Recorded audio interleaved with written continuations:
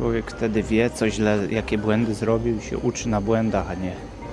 Każdy teraz w tych czasach to potrafi zamówić sobie z Chin, że tak powiem, przez inne strony dawno temu albo AliExpress, ale postanowiłem sobie zrobić to samemu i zobaczymy, jak wyjdzie. Będzie satysfakcja albo będzie porażka. Zresztą co to może się później tak. Drewna nie spalę w razie co, bo nie mam pieca takiej możliwości, żeby spalić drewno. Ej, to komuś można by na prezent zrobić, jakiś urodzinowy czy coś. Jak ktoś jest jakimś zapalonym gamerem albo streamuje. Miałem